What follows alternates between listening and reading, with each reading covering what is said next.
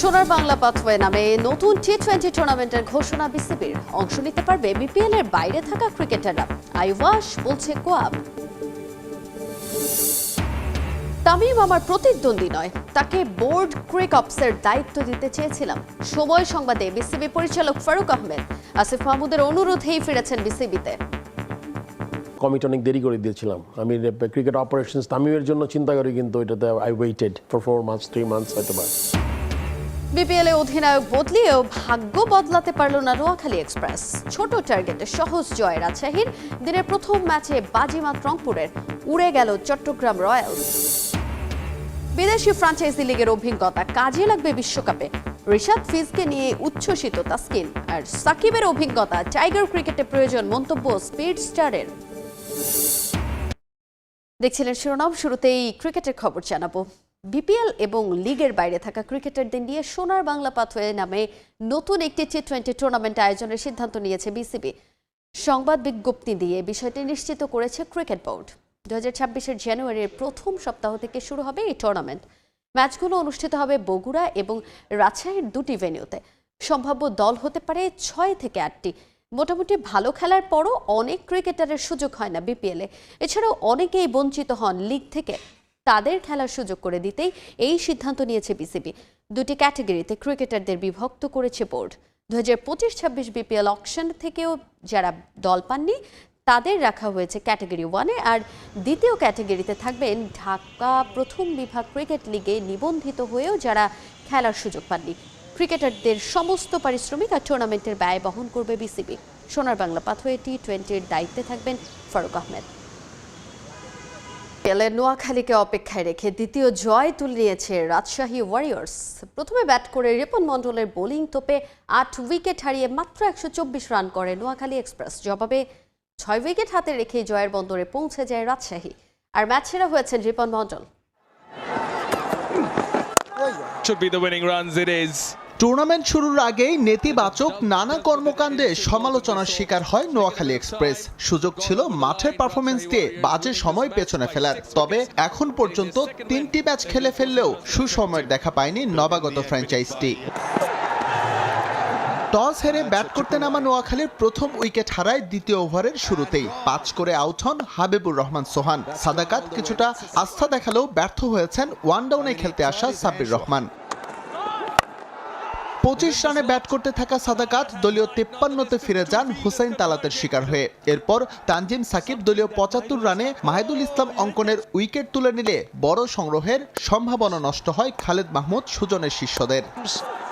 ব্যর্থতার বৃত্তে ঘুরপাক খাওয়া জাকের আলী এদিনও উদ্ধার করতে পারেননি দলকে। এরপর প্রতিপক্ষের উপর চেপে বসেন রিপন মণ্ডল। রিজাউর রহমান রাজাকে আউট করার পর সাজঘরে ফেরান গলার কাঁটা হয়ে থাকা অধিনায়ক হায়দার আলীকে। ইনিংস সর্বোচ্চ 33 রান আসে তার ব্যাট থেকে। শেষ পর্যন্ত 8 উইকেট হারিয়ে স্কোর বোর্ডে মাত্র 124 রান জমা করে নোয়াখালী এক্সপ্রেস।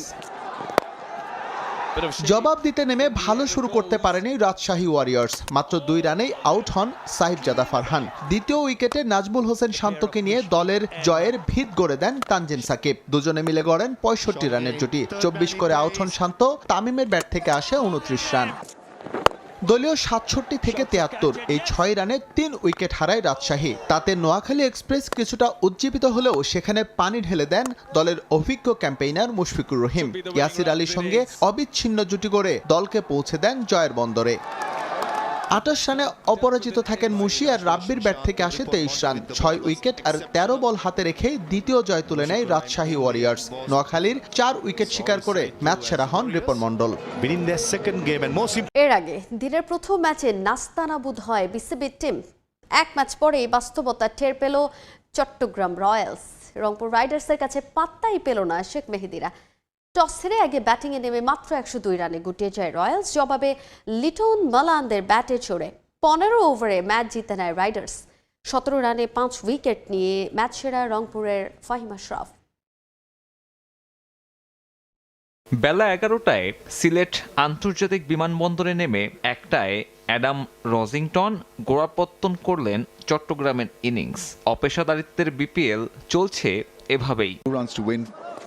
ফলাফলও মাঠেই পেয়েছে চট্টগ্রাম রয়্যাল। শুরুটা জয় দিয়ে হলেও দ্বিতীয় ম্যাচে বাস্তবতা টের পেল বিসিবির মালিকানাধীন দলটি। রংপুর রাইডার্সের কাছে পাত্তাই পায়নি শেখ মাহেদিরা। ৩০ বল হাতে রেখে হেসে খেলে জয় তুলে নিয়েছে নুরুল হাসান সোহানরা। সিলেটে টস জিতে চট্টগ্রামকে ব্যাটিংয়ের আমন্ত্রণ জানায় রংপুর। যাত্রা করে আসা রজিংটন ফেরেন প্রথম ওভারেই। ভালো শুরুর পরে কাটার মাস্টারের ফাঁদে পড়েন নাইম শেখ। চট্টগ্রাম রয়্যালসের ব্যাটিং বিপর্যয়ের শুরুটাও সেখানেই। মোস্তাফিজ আর সুফিয়ান মুকিমদের বোলিং আক্রমণের সামনে অসহায় আত্মসমর্পণ। ১৩ বল বাকি রেখে চট্টগ্রাম গুটিয়ে যায় ১০২ রানে। সহজ লক্ষ্য তারকাখচিত ব্যাটিং লাইন আপ। প্রথম ইনিংস শেষেই জয়টা নিশ্চিত ছিল রংপুরের জন্য। ডেভিড মালান আর লিটন দাসের ওপেনিং জুটি ওই ম্যাচটা আরও বেশি একপেশে করে ফেলে। ৯১ রানের জুটি। ব্যক্তিগত 50 পূরণে ৩ রান দূরে থেকে থামেন লিটন। মুকিদুলের বলে উইকেট বিলিয়ে দিয়ে আসেন ব্যাটার। একই ওভারে ১ রান করে ফেরেন তাওহিদ হৃদয়ও। দ্রুত ২ উইকেট হারালেও মালানের এক প্রান্ত আগলে রেখে তুলে নেওয়া 50-তে জয়ের পথেই থাকে রংপুর। দলকে জিতিয়ে আসতে না পারলেও তার দল ঠিকই জয় তুলে নিয়েছে ৩০ বল বাকি রেখে। এই জয়ে বিপিএল এর শুরুটা দারুণ করলো রংপুর। খাতা কলমে ফেভারিটদের সামনে এবার শিরোপা খরা কাটানোর পরীক্ষা। মঙ্গলবার তাদের প্রতিপক্ষ ঢাকা ক্যাপিটালস। বিপিএল এর হাই ভোল্টেজ ম্যাচে মুখোমুখি হবে আসরের অন্যতম দুই ফেভারিট রংপুর রাইডার্স ও ঢাকা ক্যাপিটালস। নিজেদের প্রথম ম্যাচে জয় পাওয়ায় আত্মবিশ্বাসী ক্যাপিটালস শিবির। দলে যোগ দিয়েছেন পেসার তাসকিন আহমেদ। আর ধারাবাহিকতা ধরে রাখার ব্যাপারে আশাবাদী এই পেসার। অন্যদিকে নিজেদের প্রথম ম্যাচে জয় পেয়েছে রংপুরও। ম্যাচ শুরু হবে সন্ধ্যা ৬টায়। সিলেট থেকে সহকর্মী তারেক হাসান শিমুলের রিপোর্ট। এবারের আসরের দুই পুরনো ফ্র্যাঞ্চাইজি ঢাকা ক্যাপিটালস এবং রংপুর রাইডার্স। হাই ভোল্টেজ ম্যাচে মুখোমুখি হচ্ছে দুই হট ফেভারিট। তবে গেল আসরে দুই ম্যাচেই হেরেছিল ঢাকা। এবার প্রতিশোধের সুযোগ ক্যাপিটালস ফ্র্যাঞ্চাইজির। কোচ হারানোর শোককে শক্তিতে পরিণত করে প্রথম ম্যাচ জয় দিয়ে শুরু করেছে ঢাকার ফ্র্যাঞ্চাইজি। ব্যাটিং লাইন আপটা তাদের লম্বা। অলরাউন্ডার থাকায় বোলিংয়ে বাড়তি সুযোগ পাচ্ছেন অধিনায়ক মোহাম্মদ মিথুন। আগের ম্যাচটা তারা জয় পেয়েছে দাপটের সঙ্গে, তবে রংপুরের বিপক্ষে জয় পাওয়াটা সহজ হবে না। রাইডার্স ব্যাটিং লাইনটাও লম্বা। আছেন অভিজ্ঞ ক্রিকেটার। জয় পেতে খেলতে হবে সেরা ক্রিকেটে। ছেলের অ্যাকচুয়ালি শরীরটা একটু খারাপ ছিল, জন্য আমি ফার্স্ট ম্যাচটা আসিনি। কারণ একে তো আমি ৪২ দিন পরে দেশে আসছি, তো এসে যখন দেখলাম ও একটু সিক, তো তখন আমি ঢাকা টিমকে জানালাম যে আমি একটা ম্যাচ পরে আসতেছি। সালমান মির্জা, জিয়া শরীফি, ইমাদ ওয়াসিমরা দারুণ ছন্দ দেখিয়েছেন প্রথম ম্যাচে। এ ম্যাচে যুক্ত হচ্ছেন তাসকিন। Pace unit অপ্রতিরোধ্য। রাতে ম্যাচ হওয়ায় টসটা বড় ভূমিকা রাখবে। টি-20 ক্রিকেটে ভাই আসলে ছোট দল বড় দল পার্টিকুলার ডেতে যারা বেশি ভালো ক্রিকেট খেলে ওরাই জিতে, তো লাইটলি নেওয়ার কিছু নাই। আর নো ডাউট ওরা তো ভালো টিম আগাগোড়াই করে। রংপুর সবসময় one of the best team করে থাকে, তো আশা করি ভালো ফাইট হবে। তো কালকে রাতেও খেলা, দেখা যাক ডিউ ফ্যাক্টর থাকতে পারে, তো এনিথিং ক্যান হ্যাপেন। রংপুর রাইডার্সেরও বিপিএল যাত্রা শুরু হয়েছে ৮ উইকেটের জয় দিয়ে। পরপর ম্যাচ খেলতে হবে তাদের। প্রথম ম্যাচের পারফরমেন্স বলে দেয় কেন দলটা এবার এত ফেভারিট। গেল আসরে টানা ৭ ম্যাচ জয় পেয়েছিল সোহানরা, যদিও শিরোপা জিততে পারেনি। তবে এ আসরে ডেভিড মালান থেকে শুরু করে লিটন দাস ইনফর্ম ক্রিকেটারদের পেয়েছেন। আছেন মুস্তাফিজও। তাই এই আসরে নিশ্চয়ই শিরোপা হাতছাড়া করতে চাইবে না। দ্বিতীয় ম্যাচেও লক্ষ্য থাকবে জয়ের দিকে। ফ্র্যাঞ্চাইজি লিগের অভিজ্ঞতা কাজে লাগবে আসন্ন টি-20 বিশ্বকাপে। এনওসি দেয়ার ব্যাপারে বোর্ড ইতিবাচক হওয়ায় সাধুবাদ জানালেন পেসার তাসকিন আহমেদ। মুস্তাফিজ ও রিশাদের ফর্ম আত্মবিশ্বাসী করবে দলকে। দুবাই শারজায় সাক্ষাৎ হয়েছে সাবেক টাইগার অধিনায়ক সাকিবের সঙ্গেও। তার অভিজ্ঞতা এখনও বাংলাদেশ দলে প্রয়োজন বলে মনে করেন তাসকিন। আর ছোটবেলার কোচ মাহবুব জাকির মৃত্যুতে শোকাহত টাইগার পেসার। এটা ডেফিনেটলি ইন ফিউচারে আমাদের বিপিএল আছে, এটাও খেলার পর ওয়ার্ল্ড কাপটা যখন যাব আমাদের একটা ভালো প্রস্তুতি হচ্ছে। কালচার ওয়াইজ প্রফেশনালিজম সবকিছু অনেক সুন্দর ছিল এখানে।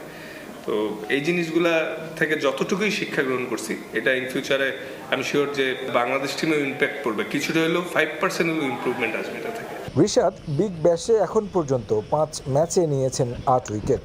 আগের তুলনায় টাইগার লেগির গুগলিটা ভালো হচ্ছে, নজর এড়ায়নি তাসকিনের। আইপিএলে মুস্তাফিজ রেকর্ড মূল্যে দল পাওয়ায় অবাক হননি। তার মানের ক্রিকেটারের আরও চড়া মূল্য হওয়া উচিত বলেও মত তার।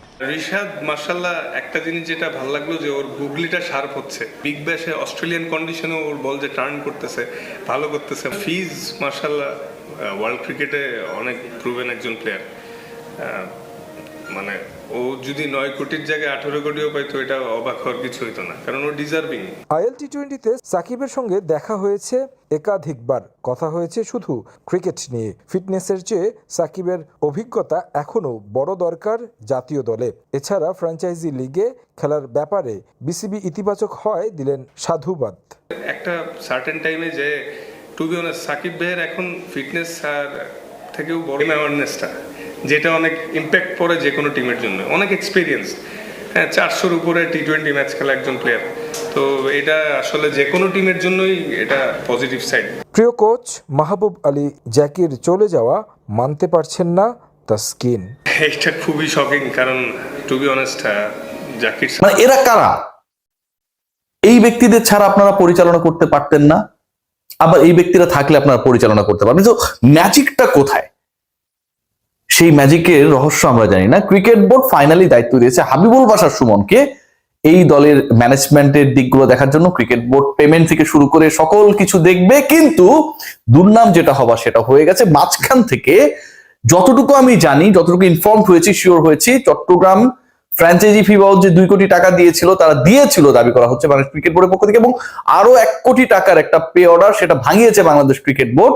টোটাল 3 কোটি টাকা যেটা বাংলাদেশ ক্রিকেট বোর্ডে তারা জমা দিয়েছিল, সেই টাকা তারা ফেরত পাবে না। এটা হচ্ছে একটা গুড নিউজ, মানে এটা যদি হয়ে থাকে।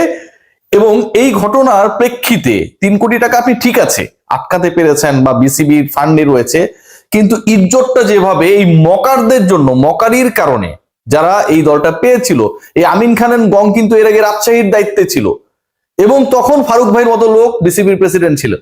সেই রাজশাহী যেই ধরনের মানে ভরাডুবি করেছে, বিপিএল কে লজ্জিত করেছে, কলঙ্কিত করেছে, সেই দলের সাথে থাকা ব্যক্তিবর্গ যখন এবার আরেকটা দলে যুক্ত হয়ে যায় এবং সেটা নিয়ে কেউ কোনো কিছু করলো না, আটকালো না, তারা শেষ পর্যন্ত অ্যালেক্স মার্শাল